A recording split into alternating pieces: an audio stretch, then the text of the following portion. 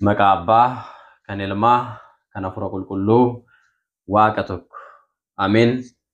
Kabajamtootaaf jaalatamtoota maatiiwwan Waaqayyoo ijoolleen Tawaahidoo hordoftoonni chaayinaalii dhangaa lubbuu hundumti keessan lafaa fi bakka jirtanitti nageenyi Waaqayyo isiniif haa baay'atu. Akkam jirtu? Galanni ulfinni Waaqayyoodhaaf haa ta'u. Ani nagaa kooti.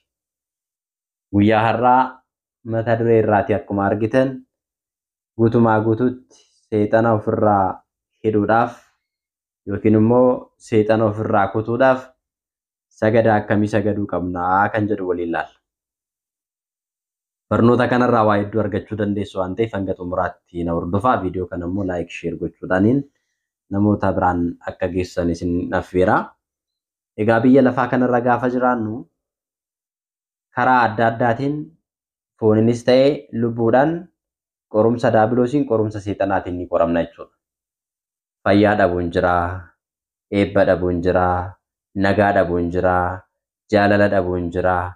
Karaa adda addaatiin diinni keenya daabiloos karaa nuti hin beeknin, karaa nuti beeknunis ta'ee amala dhala namaa fakkaachuudhaan hafuurri hamaan kun dhala namaa ni miidha jechuudha. Sababiin isaa maaliif yoo jenne Waaqayyo gooftaan waan inni isaaf sagaduu dideef, waan inni isaaf mormeef gara biyya lafaatti akka inni gad darbatamu taasiseera. Biyya lafaatti immoo daabiloos gaafa darbatamu dhalli namaa bakka isaa bu'ee kabaja inni argachuudhaan malee sana waan argateef kabaja sana dhalli namaa akka hin arganneef hinaaffaa guddaadhaan mootummaa Waaqayyoo dhabsiisuudhaaf, jireenya bara baraa dhabsiisuudhaaf karaa adda addaatiin hanga isaa danda'ame ol fayyadamee halkanii fi guyyaa sa'aatii tokko jalaan balleessin dhala namaa ni qora jechuudha. Dhalli namaa garuu hubannoo kana waan hin qabneef beekumsa ittiin hafuura hamaa daabiloosiin ittiin ofirraa ittisuu fi ogummaa inni ittiin isa waraanu waan hin beekneef karaa adda addaatiin maal ta'e argama? Miidhamaa fi mo'atamaa ta'e argama jechuudha. Kanaafuu karaan nuti ittiin diina keenya daabiloos ittiin moonu, ittiin ofirraa ittisnu, ittiin isaan lollu, ittiin isa waraannu keessaa tokko sagadadha jechuudha. Wangeelaa Maatiyoosii boqonnaa 17 lakkoofsa 21 irratti hafuura akka kanaa mo'uun kan danda'amu kadhannaa fi tsoomiidhaan malee hin danda'amu jedhee gooftaan keenya Iyyasuus Kiristoos akkuma dubbate tsoomii fi kadhannaadhaan humna sagadaatiin hafuura hamaa daabiloos hafuura seexanaa mo'uun ni danda'ama jechuudha. Hafuurri kun jalqabumayyuu nama ajjeesuudhaaf, nama hadheessuudhaaf, nama balleessuudhaaf fuula Waaqayyootti akka kadhannaan keenya hin dhagaamne gochuudhaaf qorumsa foonii fi lubbuu cimsuudhaaf gara biyya lafaatti kan inni gad darbatame. Seenaa macaafa qulqulluu yoo ilaalle qulqulluun Yohaannis mul'ata isaa irratti yeroo dubbatu akkana jedha. Ani immoo Waaqa keessaa sagalee guddaa tokkon dhaga'e. Innis amma fayyinni aangooni. Mootummaan kan Waaqayyoo keenyaa, aangoonis kan Masiisaa ta'eera. Hadheessituun obboloota keenyaa inni halkanii fi guyyaa Waaqayyo duratti isaan hadheessaa ture immoo gadi darbatameera jedha. Egaa hadheessituun inni jedhame kun diina keenyadha jechuudha. Daabiloosidha jechuudha. Seexana jechuudha. Bara duritti bofa jawwee jedhamee inni waamamaa ture. Jalqaba irratti hojiinsaa Waaqayyo duratti nama hadheessu, kadhannaan keenya fuula Waaqayyoo akka hin qaqqabne taasisuu, jiruu fi jireenya keenya keessatti barakata, nagaa, jaalala nu dhorkuudhaan karaa adda addaatiin nu qora jechuudha. Akkuma beekamu hojiin hadheessuu daabiloos macaafa qulqulluu keessatti karaa adda addaatiin yoo ilaalle ni arganna jechuudha. Seexanni immoo deebisee Iyyoobii waa malee si Waaqayyoon sodaataare ati isaa fi mana isaatti wanta inni qabu hundumattis naannessitee dallaa hin ijaarreere hojii harka isaatii hin eebbifneefire qabeenyi isaas biyyicha keessatti hin baay'ate mee harka kee ol fuudhiti waan inni qabu hundumaa surkutii inni iyyuu mul'inatti si abaaraa yookiin immoo si arrabsaa jedheenii jedha. Iyyoob boqonnaa 1 lakkoofsa 9 hanga 11tti. Kana jechuun diinni Waaqayyo fuulduratti akka nama hadheessuu danda'u asirraa hubachuun ni danda'ama jechuudha. Maaliif ati qabeenya isaan eebbifneef hiree jedha. Waaqayyoon qabeenya inni nuuf eebbise jireenya inni nuuf kennetti maal ta'a? Ni inaafaa jechuudha. Inaaffaa isaatiin daabiloos maal godha? Jireenya keenya jeeqaa jechuudha. Zakkaariyaas boqonnaa 3 lakkoofsa 1 irratti yeroo kan biraa immoo Iyyaasuun hangafni lubaa ergamaa Waaqayyo duratuu dhaabbatu seexanni immoo isa hadheessuudhaaf karaa mirga isaa dhaabbachuu nan argee jedha. Yookiin immoo osoo inni dhaabbatu natti agarsiiseedha. Egaa karaa mirga keenyaa jechuun jireenya bara baraa akka nuti hin arganne kara sanaan goree akka nuti boqonnaa hin arganne waaqa wajjiniin akka waliin galle mootummaa isaa akka hin dhaalle maal godha nu taasisuudhaaf qorumsa hedduu nutti cimsaa jechuudha. Tokkoffaa Phexros boqonnaa 5:8 irratti of qabaayii dammaqaasii seexanni amajaajiin keessan akka leenci yeroo beela'uutti aadotti ni naanna'a nama liqimsuudhaafis barbaadee ni naanna'a jedha. Yeroo hunda wajjin daabiloos nama balleessuu jireenya nama dhorkuu nama liqimsuu nama ajjeesuu fayyaa dhorkuu waan ta'eefiyyuu akka inni fayyaa nun dhorkineef akka inni jireenya keenya hin jeeqneef hadheessituu kan ta'e diina keenya daabiloosiin karaan ittiin ofirraa konnu keessaa yookiin hinu keessaa tokko sagadadha jechuudha. Sagada akkamii saganneetu diina keenya daabiloosiin ofirraa hina kan jedhu immoo amma ni ilaalla jechuudha. Kanaaf hundi keenyayyuu yeroo sagadaa kana maal gochuu qabna?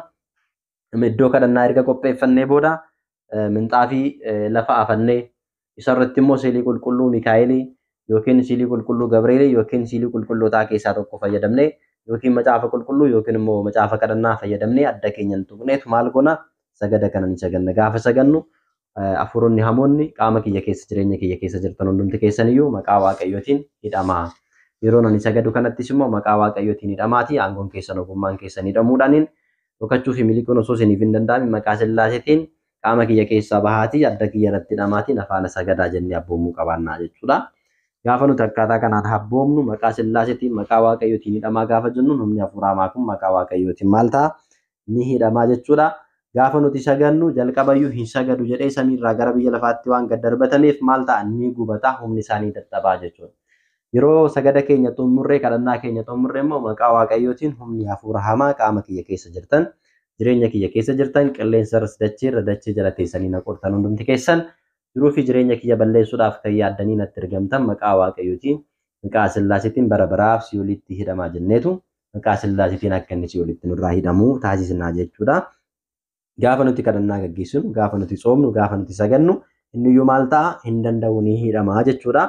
Maal jennee sagannaa hafuura hamaa yookiin hafuura seexanaa kan ofirraa hidhuudhaaf yookiin ofirraa kutuudhaaf kan jedhu jalqaba irratti waaqa abbaatiif nan sagadaa, waaqa ilmaatiif nan sagadaa, waaqa hafuura qulqulluutiif nan sagadaa jenna jechuudha. Yeroo sadi jechuu qabna jechuudha. Deebinee immoo erga kana yeroo sadi jennee saganneen booda waaqa abbaa na uumeef nan bitamaa, waaqa ilmaa na uumeef nan bitamaa, waaqa hafuura qulqulluu na uumeef nan bitamaa. Ammas irra deebinee waaqa abbaa na uumeef nan bitamaa, waaqa ilmaa na uumeef nan bitamaa, waaqa hafuura qulqulluu na uumeef nan bitamaa.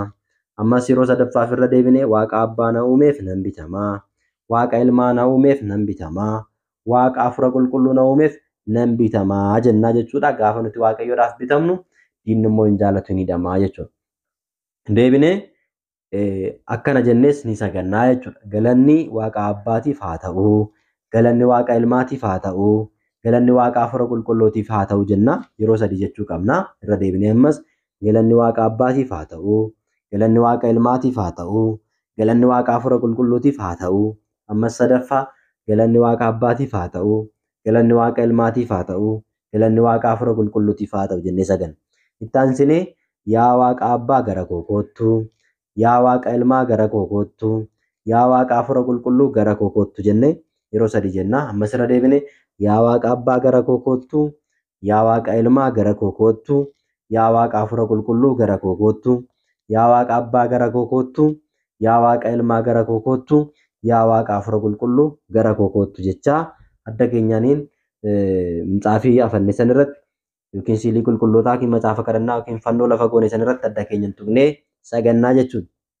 Itti aansinee yaa waaqa abbaa humna naaf ta'ii, yaa waaqa ilmaa humna naaf ta'ii, yaa waaqa hafuura qulqulluu humna naaf ta'ii, yaa waaqa abbaa humna naaf ta'ii, yaa waaqa ilmaa humna naaf ta'ii, yaa waaqa hafuura qulqulluu humna naaf ta'ii, yaa waaqa abbaa humna naaf ta'ii, yaa waaqa ilmaa humna naaf ta'ii, yaa waaqa hafuura qulqulluu humna naaf ta'ii jennee yeroo sadi sagannaa jechuudha.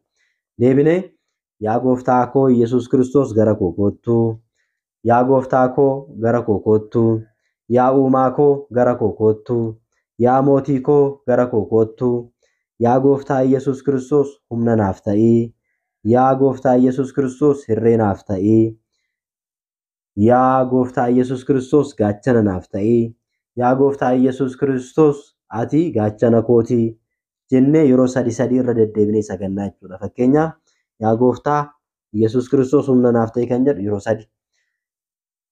Gooftaa Yesuus Kiristoos irree naaf ta'e yeroo sadi. Gooftaa Yesuus Kiristoos gaachana naaf ta'e yeroo sadi.